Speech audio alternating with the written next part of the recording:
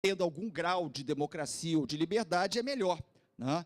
Quer dizer, ao contrário, o Brasil não era uma maravilha antes disso aí. Não quer dizer que não tenha coisas maravilhosas no Brasil e não tenha, né, coisas que a sociedade brasileira construiu que valem a pena para qualquer sociedade do mundo. Mas ela sempre foi uma sociedade desigual, uma sociedade excludente, uma sociedade injusta, uma sociedade altamente violenta e autoritária. O momento da ditadura, que se inicia em 64, ela aprofunda isso daqui. Ela aprimora, né, essas características da sociedade brasileira. Ela aperfeiçoa, ela dá, inclusive, uma tecnologia nova a esses processos. Ela constrói, inclusive, novas, né, práticas a partir disso daí, não só realçando o que já existia anteriormente, né, trazendo coisas novas e, quer dizer, criando uma série de problemas para a sociedade democratizada a partir dos anos 80. Né? Quer dizer, e aí, sim, coloca algumas questões, né, relacionadas com a justiça de transição. A justiça de transição, ao não ser, quer dizer, enfim, implementada nos primeiros anos de democratização, né, e tendo idas e vindas, tendo uma dificuldade nesse processo, ela atrasou, né, quer dizer, muito tempo, embora tenha tido momentos de luta ainda nos anos 80, né, quer dizer, com o Grupo Tortura Nunca Mais, outros grupos que surgiram, enfim, pelo Brasil afora, né, coletivos, familiares, quer dizer, posteriormente o surgimento de comissões do Estado, comissão de familiares, enfim, e depois comissão da anistia, enfim, quer dizer, um processo muito lento, mas, ao mesmo tempo, que foi conquistando alguns espaços, inclusive ganhando, nos últimos anos, espaços mais de visibilidade social. Né? Então, nós temos, quer dizer, nesta sociedade, né, quer dizer, a reprodução constante, né, a repetição constante dessas violações. Eu costumo dizer que o pelourinho faz parte, para quem, né, é de língua espanhola, os argentinos e os uruguaios, né, o pelourinho, quer dizer, locais determinados no período da escravidão em que você chicoteava, né, os escravos fugidos. Né? Exatamente, e normalmente no centro de uma cidade, numa praça pública, né, enfim. Quer dizer, então, o pelourinho está presente na sociedade, né, e faz parte da sociedade. E, curiosamente, as imagens do passado, né, recentemente, com certo fascismo social que permeia a sociedade brasileira, né, volta constantemente nas figuras, né, de pessoas presas, normalmente negros, mulatos, pobres, e que são carregados, enfileirados, amarrados. É a imagem do século XVIII, de escravos. Né? Ou, mais surpreendentemente, neste ano, no começo do ano, um rapaz negro, jovem, adolescente, preso no Rio de Janeiro por, né, justiceiros, né, amarrado a um poste, né, pelo pescoço, que é a imagem do pelourinho. É a imagem do século XVIII, é a imagem do século XIX, né, presente hoje, e com o aplauso de uma parte significativa da sociedade. Isso que surpreende mais. Quer dizer, o outro é uma surpresa, né? Quer dizer, mas poderia ocorrer, infelizmente, em algumas outras partes do mundo também. E a surpresa que junta a essas barbáries é quando uma parte significativa da sociedade, né, ela considera que aquilo é correto, considera legítimo que alguns cidadãos, né, possam pegar um adolescente, não interessa se esse adolescente roubou, furtou, fez, quer dizer, e amarrar, né, num poste e, inclusive, bater nesse adolescente. Né? Então, quer dizer, então, nós temos uma construção histórica, né, que é um legado pesado, que vai além da ditadura, mas que a ditadura é um marco significativo dentro desse processo daqui. E aí aquele negócio, né, quer dizer, né, a longa história que está relatada por diversas pessoas, Gilberto Freire falou da Casa Grande Senzala, Darcy Ribeiro, né, quer dizer, no diversos seus livros, no povo brasileiro, né, a máquina de moer gente, nós continuamos sendo uma máquina de moer gente. Né? Uma sociedade em que, por não tratar as suas distintas, né, violações do passado, e aí a gente remete ao pensamento do Benjamin, né, em relação, quer dizer, como a barbárie, né, ela está presente na modernidade, como ela quer dizer, enfim, constitutiva do projeto moderno, em que você olha para trás e tem uma destruição completa atrás de você, que vai amontoando, né, quer dizer, violações e destruição atrás de você. O Brasil, né, ele tem que enfrentar a questão da ditadura, porque foi um marco não só mais recente, mas significativo em relação não às pessoas quer dizer, que sobreviveram, aos familiares e o que é a sociedade atual, mas ela tem que olhar também em relação, né, ao seu passado. Já tem até uma proposta, né, para mais adiante de uma comissão da verdade sobre a escravidão no Brasil, né? Quer dizer, é lógico que não vão ter ex-escravos, já morreram todos para fazer o seu depoimento, o seu testemunho, mas tem, quer dizer, né, os brasileiros atuais em relação a isso. Isso aí, inclusive, remete para a gente, né, quer dizer, questões ligadas a essa dimensão das ditaduras, né, que a noção de testemunho ela tem a ver com, vamos chamar, a vítima direta. A gente podia aqui passar 3 horas discutindo esse conceito, que é uma brigalhada danada com os movimentos. Não, eu não sou vítima, eu sou um lutador, né? Mas o conceito político de vítima, né? Quer dizer, com a vítima direta, os seus familiares, mas que vai além disso, né? Que vai, quer dizer, da herança que aquela sociedade traumatizada ela passa a ter, né, independente do seu momento histórico. Está colocado, por exemplo, para a questão espanhola, né? Para a realidade da Guerra Civil Espanhola, para a realidade, né, do regime franquista. Daqui a pouco não vai ter mais nenhum, nem franquista, né, que morreram todos, nem os combatentes, né, da Guerra Espanhola, porque morreram todos porque ficaram velhos. Né, mas essa questão fica como uma ferida aberta na sociedade. Então, isso daqui é que nós estamos falando quando a gente tem que tratar da questão da memória, né, quer dizer, contra as políticas de esquecimento, quer dizer, políticas de memória, variadas políticas de memória, né, que se expressa de diferentes maneiras, articulando, lógico, a questão da verdade, com o testemunho, com a questão da justiça, enfim, e com, né, uma dimensão que eu considero importantíssima, que é o elo exatamente com o presente e com o futuro, as políticas de não repetição. Em 99, a gente construiu no Uruguai uma rede que foi apoiada por uma instituição chamada IRCT.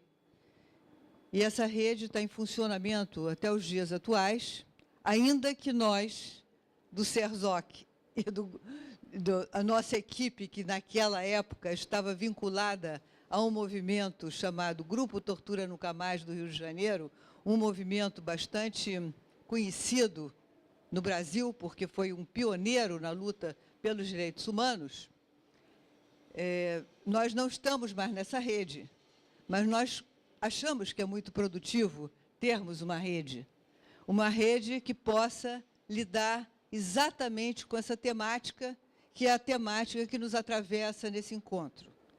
Eu, na verdade, havia escrito um trabalho para apresentar aqui, mas eu me senti tão conectada e afetada, como diz a Thelma, pelos acontecimentos desde ontem, que eu, na verdade, mudei, não o assunto, mas eu achei que seria interessante fazer algumas conexões com aquilo que foi discutido aqui, né? Trazendo a nossa experiência da Clínica do Testemunho no Rio de Janeiro.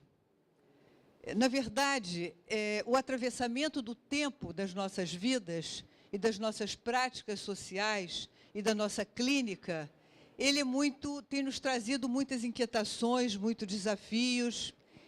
E eu queria fazer um recorte aqui de vários momentos, não só da nossa história enquanto grupo clínico, da nossa história recente enquanto clínicas do testemunho, que é bastante novo, o nosso projeto, como também trazer algumas questões relacionadas ao tempo com o tema da verdade e o tema da justiça.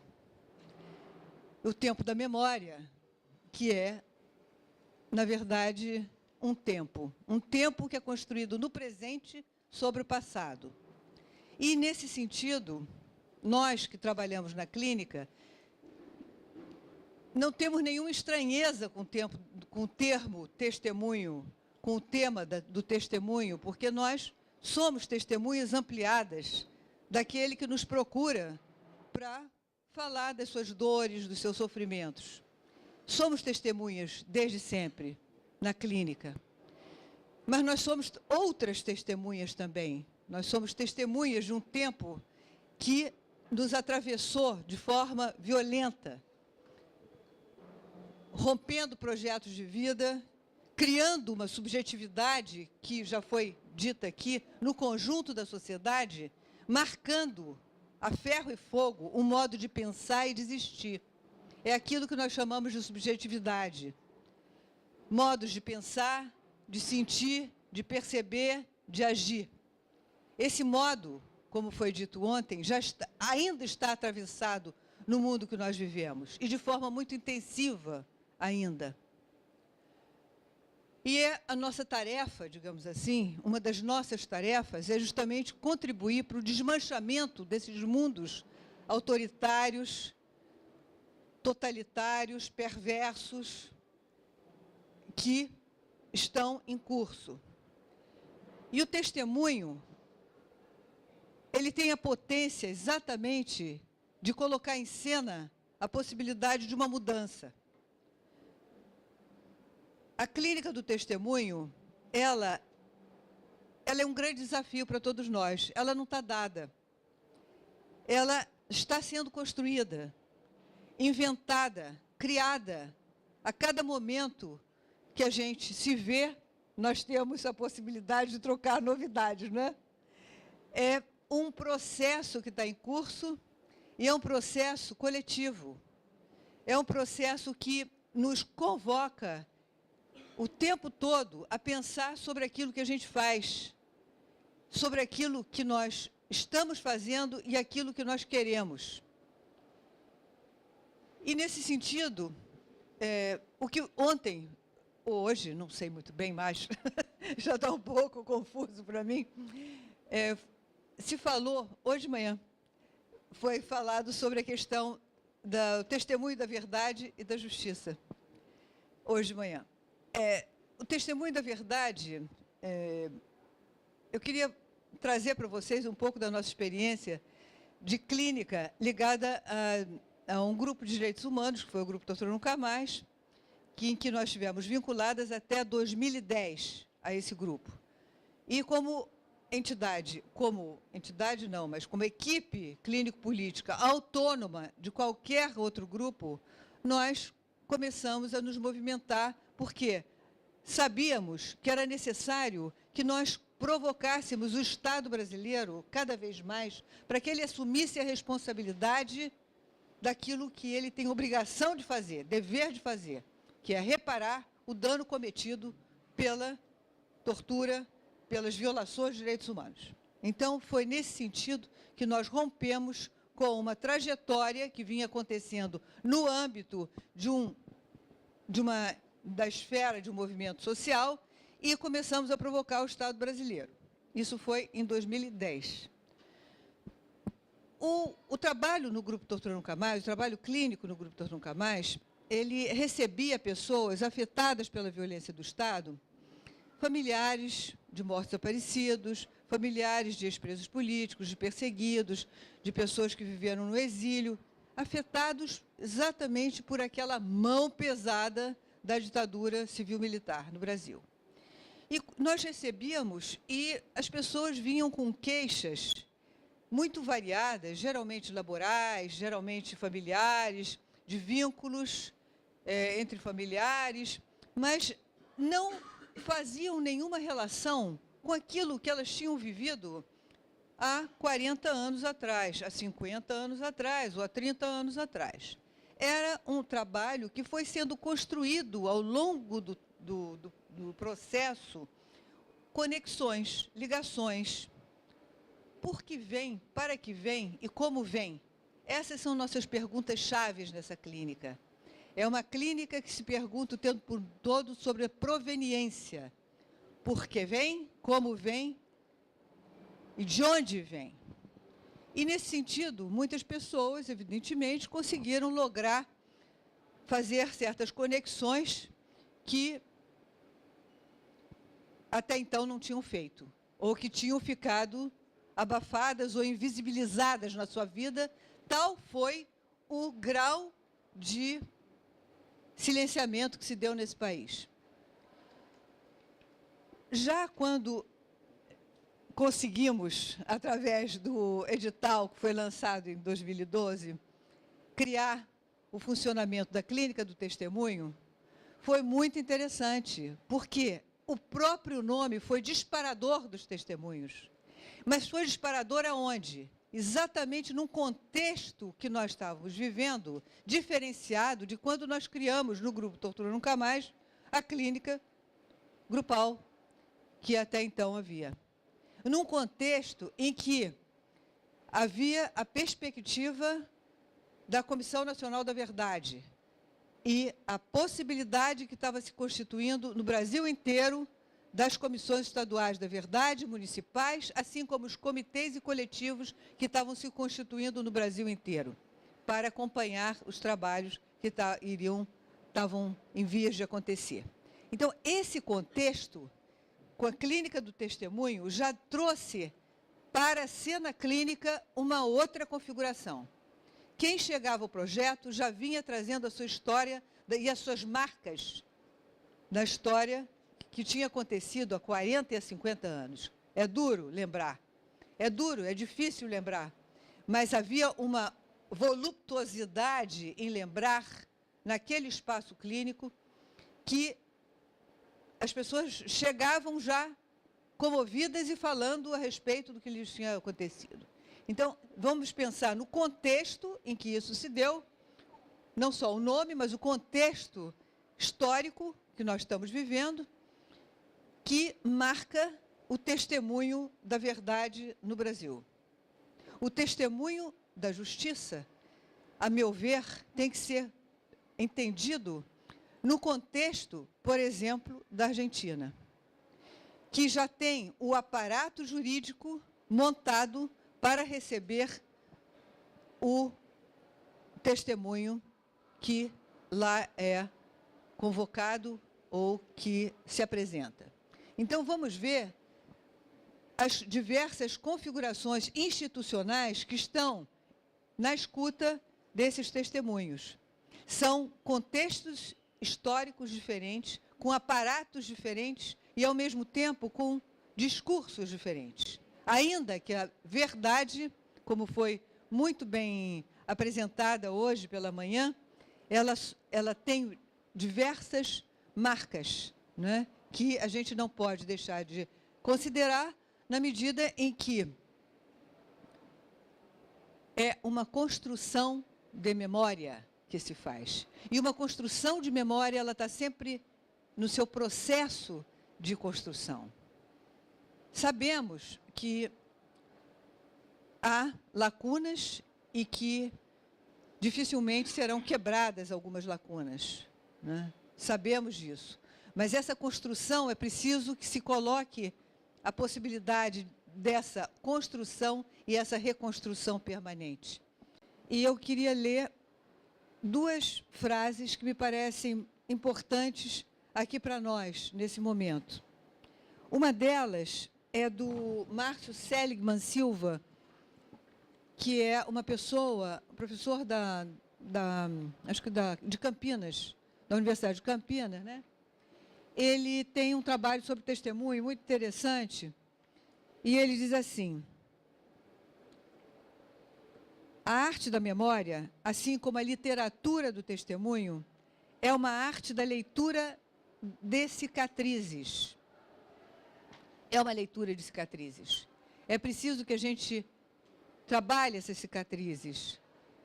A reparação, ela é algo muito discutível, porque não se repara o crime do assassinato, da morte, do desaparecimento, da tortura, mas há possibilidades de reparação simbólica. E essa literatura das cicatrizes, ela é fundamental para a nossa prática. E queria também trazer uma frase que eu me agarro a ela, já há algum tempo, que é do nosso companheiro Augusto Boal, teatrólogo, que também é uma pessoa que foi atingida pela violência do Estado na época da ditadura, também foi preso, torturado, e ele diz para a gente o seguinte, que a arte da política não é fazer o que é possível. A arte da política é tornar possível o que é necessário fazer. Eu acho essa frase fundamental para todos nós. Então, fico por aqui.